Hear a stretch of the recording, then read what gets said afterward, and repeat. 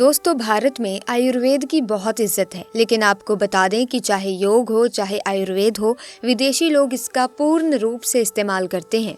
विदेशी लोग हमारी ही जानकारी लेकर यहाँ से जाते हैं और इसकी पूर्ण रूप से इस्तेमाल करते हैं और अपना सुखमय जीवन जीते हैं। दोस्तों, अगर आप लोग आयुर्वेद पर ज़रा सा भी विश्वास रखते हैं तो एक बात समझ लीजिए, हिंदू पुराणों के हिसाब से आयुर्वेदिक तरीके से इस पौधे को एक हीरा माना गया है। इस पौधे की जड़ को एक हीरे के स्वरूप माना गया है।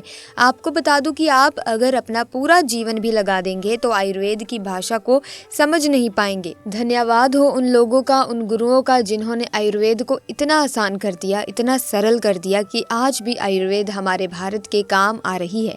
दोस्तों, ये पौधा नहीं, इसको भारतीय पुराणों के हिसाब से एक डायमंड माना गया है, एक हीरा पौधा माना गया है।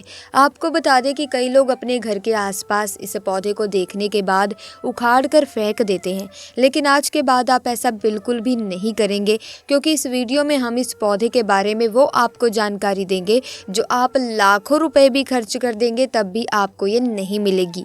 लेकिन इस वीडियो को अगर आपने देख लिया और इस पौधे का सही से इस्तेमाल समझ लिया तो आपको आपके जीवन में लाखों रुपए का फ़ायदा फ्री में, मुफ्त में मिल जाएगा।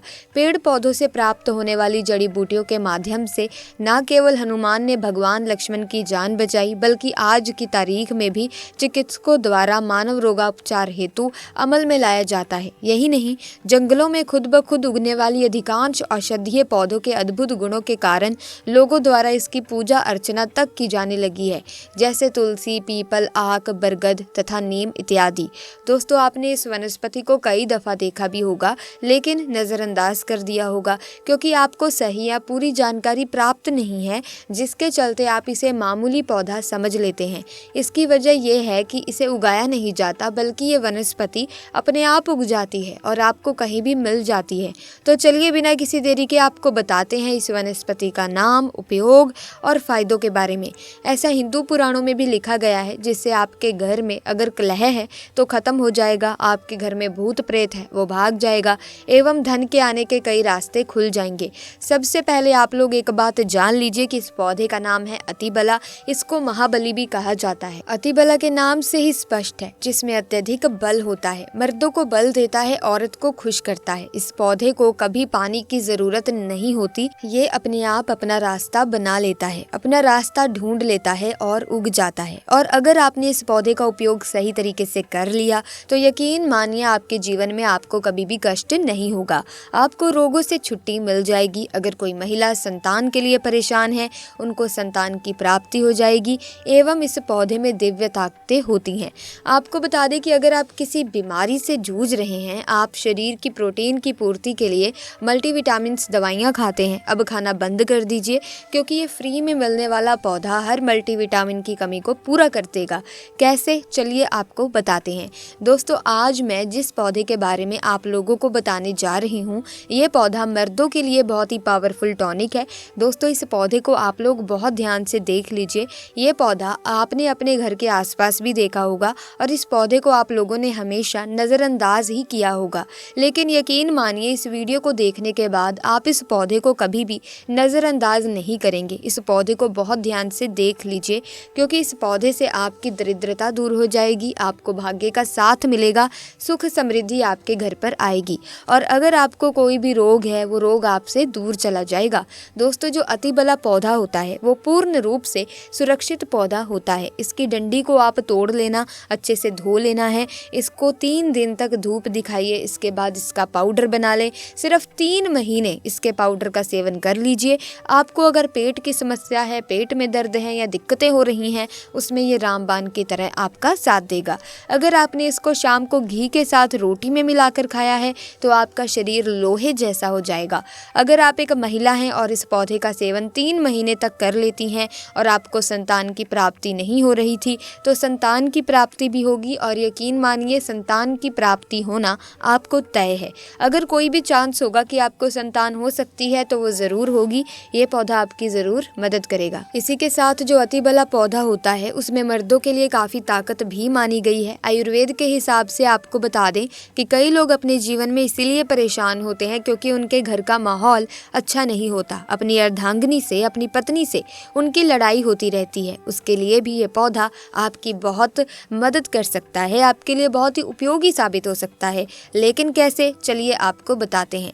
इसकी जड़ में 10 हाथी का बल होता है। इसकी जड़ों को पहले आप लगातार धूप में, सूर्य की सीधी धूप में सुखा लें और उसके बाद इसकी जड़ का पाउडर बना लें। अब इस पाउडर को 1 गिलास दूध के साथ और 1 चम्मच शहद, आधा चम्मच पाउडर मिलाकर रात को सोने से पहले खा लो। आप यकीन मानो आपके अंदर 10 हाथी का बल आ जाएगा, घोड़े जैसी ताकत आ जाएगी। सुखी वैवाहिक जीवन जीने के लिए पत्नी को समय ज़रूर देना चाहिए।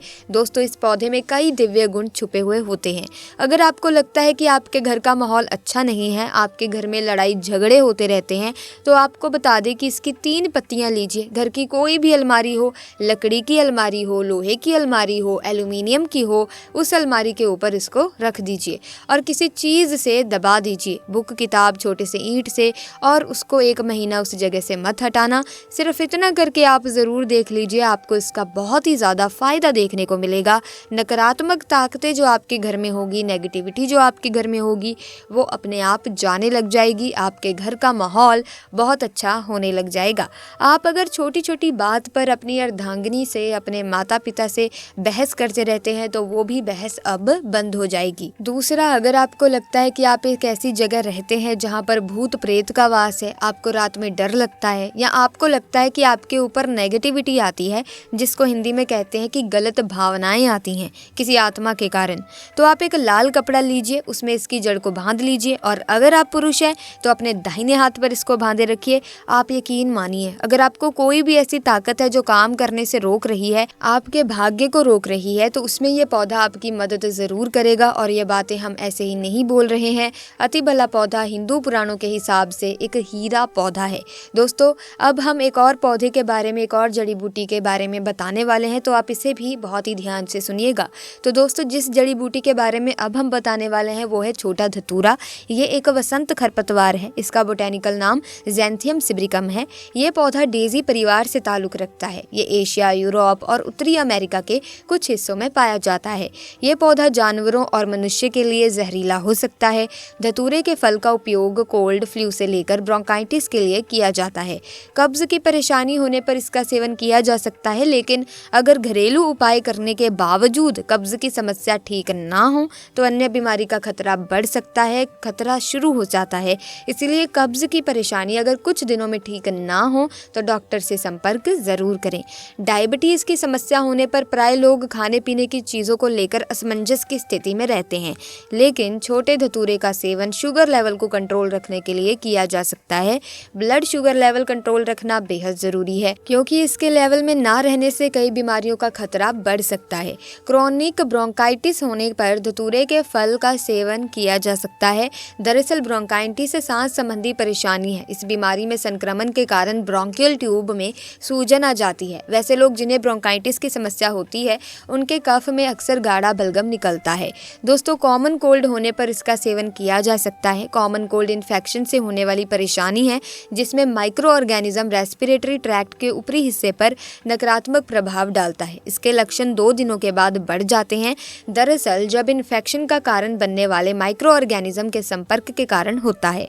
मैं आप लोगों को बताना चाहूँगी कि पेड़ पौधे, जड़ी बूटी बहुत ही ज़्यादा पावरफुल चीज़ है। मेडिसिन को असर दिखाने में काफ़ी समय लग सकता है, लेकिन तंत्र क्रिया वाले जो पेड़ पौधे होते हैं अपने तत्काल प्रभाव दिखाते हैं। इसका एक और उदाहरण एक और जड़ी बूटी के माध्यम से मैं आपको बताना चाहूँगी।